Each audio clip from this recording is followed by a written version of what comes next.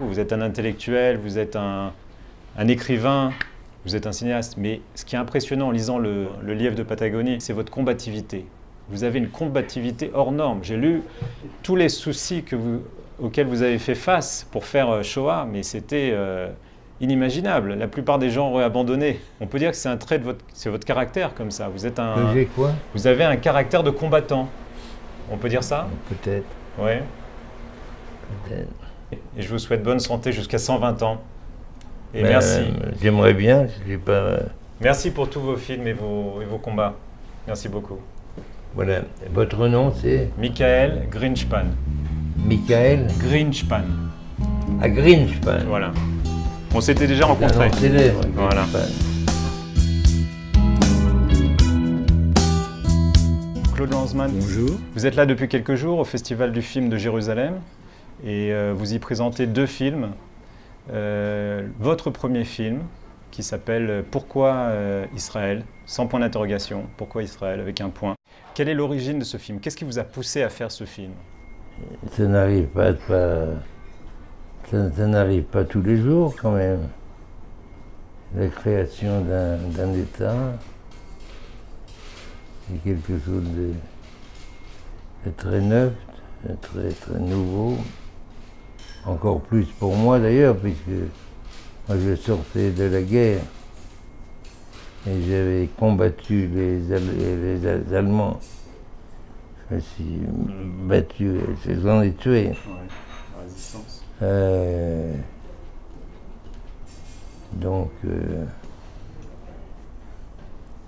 Mais je n'étais pas synchrone avec l'histoire. Parce que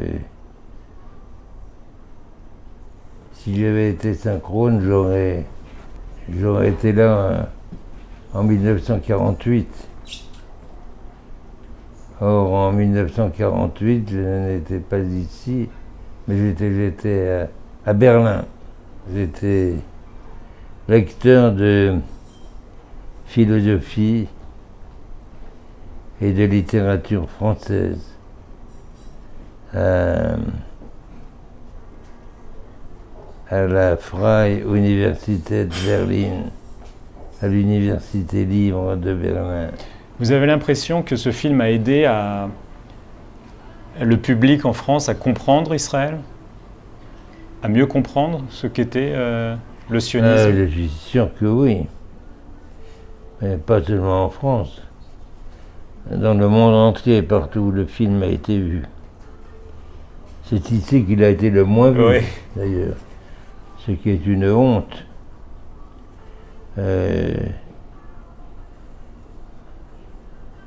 Il n'est jamais passé à la télévision ici. Et là, on répare en le passant au Festival de Jérusalem, au Festival de films. Oui, 35 ans plus tard. 35 ans. Plus que 35 ans, 45 Ouais. ans. Mais qu'est-ce que vous vouliez montrer en faisant ce film sur Israël? Je veux montrer. Oui. C'est parce que je veux montrer qui est important. Je veux montrer ce qui a été ma découverte à moi. Ouais. Et il y a beaucoup de scènes très très drôles. Vous l'avez vu pour Oui, Israël? je l'ai vu il y a longtemps. Je l'ai vu. Il y a des scènes drôles, on rit beaucoup dans ce film. Et il y a une clé dans ce film. Oui. Il y a une clé, il y a un thème qui revient sans arrêt. C'est la question de la normalité et de l'anormalité privatif. En anglais, abnormalité. Voilà, la normalité d'Israël, c'est l'abnormalité même. C'est ça qui revient tout le temps. Et surtout, c'était très frappant, très flagrant. Est-ce que vous avez l'impression que les choses ont changé depuis votre film, donc? Est-ce que vous avez l'impression qu'on comprend mieux Israël, qu'Israël est mieux accepté? Non. Non. Les questions se posent autrement, se posent dans d'autres termes. Il n'y a pas la réponse aux questions qui étaient posées alors et telles qu'elles étaient posées, mais la réponse, c'est la réalité. Et la réalité, tout dépend comment on prend cela, mais après tout, les Israéliens ont le droit d'être fiers, très fiers, même de ce qu'ils ont fait, de ce qu'ils ont accompli. Il y a encore des risques pour Israël? Pardon? Est-ce qu'il y a des risques pour Israël selon vous? Sûrement, oui. D'abord, on a toujours des craintes à avoir, mais dans la situation très singulière, très particulière d'Israël, oui, il y a des craintes à avoir, mais on peut...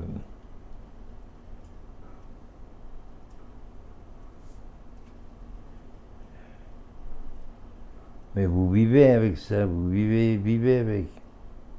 Vous avez souvent pris la plume pour défendre justement Israël. Oui. Dans les temps modernes, mais aussi ailleurs. Vous avez, dans le monde, voilà. Dans beaucoup de publications. Et est-ce que vous avez conscience du fait qu'on vous acclame pour Shoah, mais on vous acclame pour votre film Shoah, mais on passe sous silence souvent tout ce que vous dites sur Israël? Comme enfin, la faute, si faute il y a, c'est d'abord une faute israélienne, parce que ce sont les Israéliens qui ont décidé que ce film ne serait jamais montré à la télévision. On vous a souvent reproché d'être extérieur à votre sujet d'étude. Est-ce que je me suis souvent? On vous a souvent accusé oui. d'être extérieur, d'être un témoin extérieur à votre sujet d'étude. Et pourquoi Israël? On vous a reproché de ne pas être israélien, de ne pas connaître la vie israélienne, de ne pas parler hébreu. C'est le reproche. Oui, mais enfin, c'est moins simple que ça, parce que j'ai écrit un autre livre qui s'appelle Le lièvre de Patagonie. Que j'ai lu. Je l'ai lu. J'ai adoré, je dois vous dire. Pardon? J'ai adoré ce livre. Ben, je me suis bien expliqué, je crois, là-dessus. Que je suis à la fois dedans et dehors.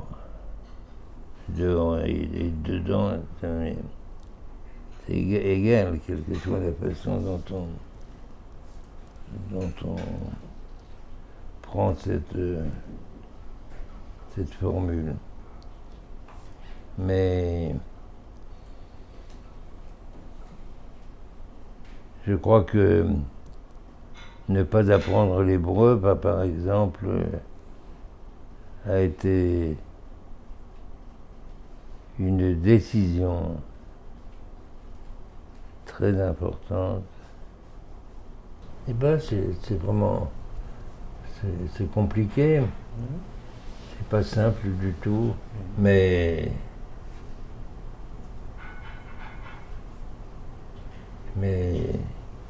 la première fois que je suis venu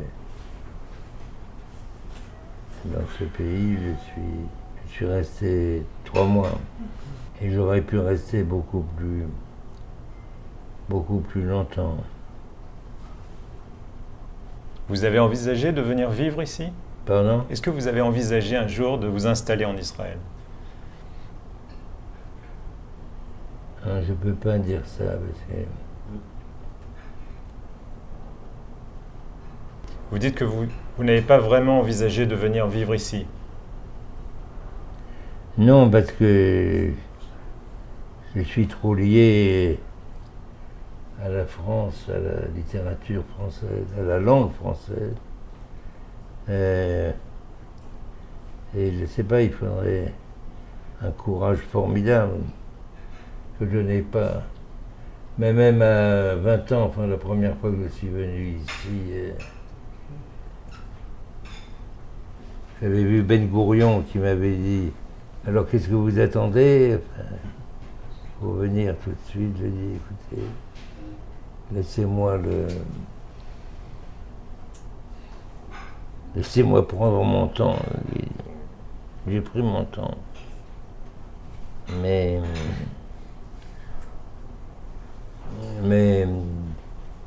il n'empêche que Israël est central dans ma vie. Attendez, Téléphone. c'est le téléphone qui est dans la planche.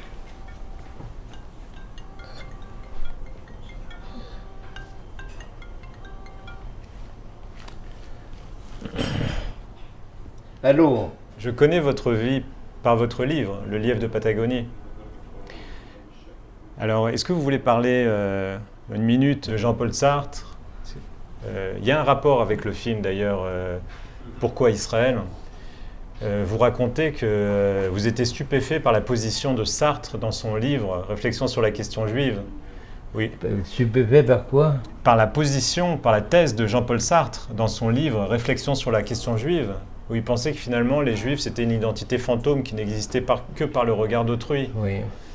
Et c'est après votre voyage en Israël que vous lui avez dit, c'est pas vrai, il y a des juifs qui existent sans antisémites, on peut vivre en tant que juif. Je lui ai juif. dit cela, oui. Ouais. Comment vous lui avez dit? Comment il a reçu ça? Mais ça, c'était un homme d'abord d'une grande intelligence, très grande, et d'une grande bonne foi aussi.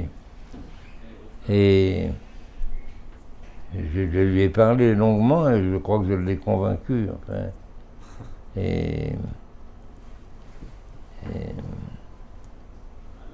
Mais il n'a pas lu Le Lièvre de Patagonie. Non.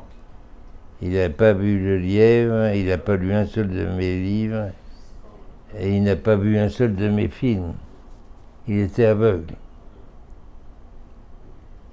Ça, j'avoue que ça m'a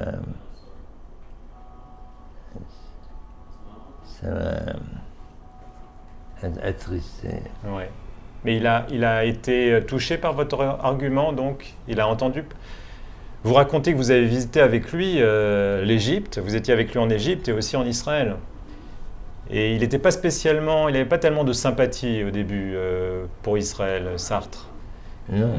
Mais il a évolué. Non. Il avait...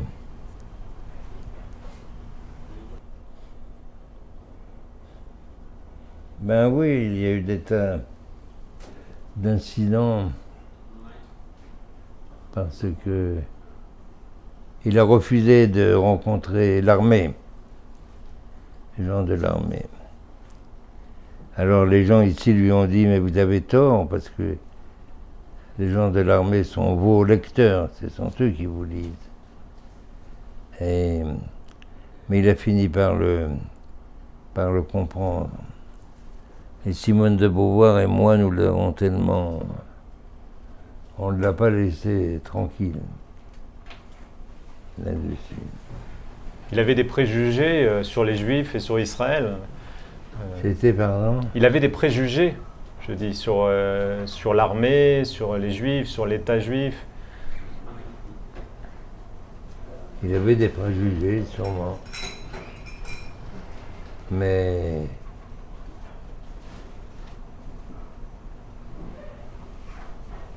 Et malgré ces préjugés, ou à cause d'eux, peut-être, les réflexions sur la question juive, c'est un livre magnifique. Ouais, ça m'arrive de reprendre ces livres ou de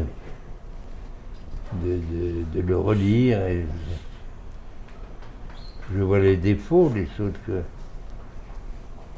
Mais quand c'est bien, c'est très bien. Ouais. On dit qu'à la fin de sa vie, il s'est rapproché par Béni Lévy du judaïsme. On peut dire ça, oui. On peut dire ça.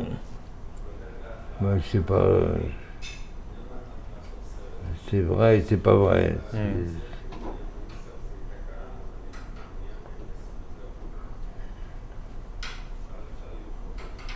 C'était pas un homme très simple. Oui. Et alors, actuellement, vous savez qu'on on a célébré les 75 ans de la rafle du Vel d'Hiv à Paris. Oui. Et vous étiez ici à Jérusalem quand ça s'est passé. Là, il y a eu le discours du nouveau président Macron. Pardon? Est-ce que vous avez entendu le nouveau discours au Vel d'Hiv, justement, du président Emmanuel Macron? Non. Non. Vous avez entendu dire Oui. c'était un excellent discours, impressionnant. Oui. Et il y a eu une polémique autour de la présence du Premier ministre israélien Netanyahou lors de cette cérémonie. Qu'est-ce que vous en pensez? Est-ce que c'est la place d'un chef d'État israélien Oui, absolument. même si ça concerne les Juifs de France? Même si, Ça concerne les Juifs de France. c'est pas. C'est parfaitement légitime.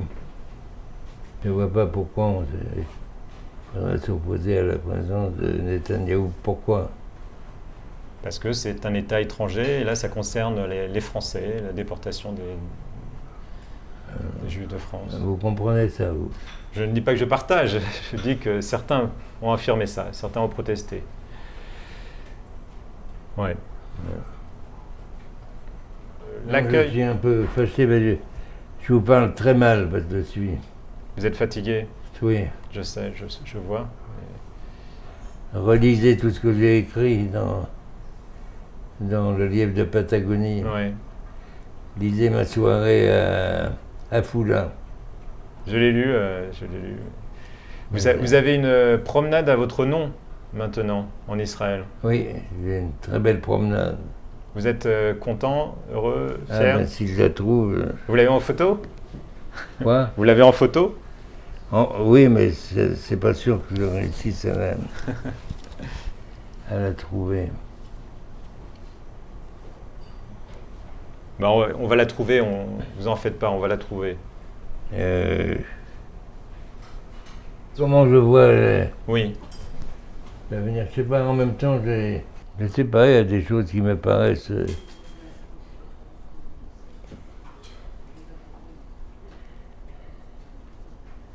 Aller de soi, tout le monde est hostile à Netanyahou, mais pas moi. Je ne lui suis pas hostile parce que si vous prenez les cartes de géographie de la région, Israël n'est pas là. Israël n'existe pas. Et moi j'ai vu des écoles à Gaza par exemple, il n'y a pas d'Israël. Donc ça c'est très dangereux. Et j'ai fait quelque chose que je ne sais pas si vous le savez ça, mais ma deuxième femme, qui s'appelait Angelika Schropsdorf, qui était une demi-juive allemande, et elle est morte il y a 2 ans, je crois, à Berlin. Elle était née à Berlin. Elle est retournée vivre. Elle est retournée mourir à Berlin. Et moi, j'ai donc passé 2 nuits à Berlin, à l'hôtel, un hôtel que je connais. C'était l'hôtel Kempinski. C'était un hôtel allemand très moderne, tellement moderne que on ne comprend pas comment ça fonctionne. Oui. Où il faut appuyer pour avoir la lumière, pour avoir. Bon, et c'est très déprimant. Et puis, finalement, je suis tombé sur une sorte de guide pour les clients de l'hôtel, pour qu'ils puissent se retrouver dans tout ça. Bon, et puis je vois là, j'ai compris très vite que il s'agissait de cela. Il y avait une sorte d'annuaire des téléphoniques, avec le moyen d'appeler à l'étranger à partir de votre chambre, sans passer par les opérateurs, et direct, avec un numéro. Israël, c'est 972. Bon.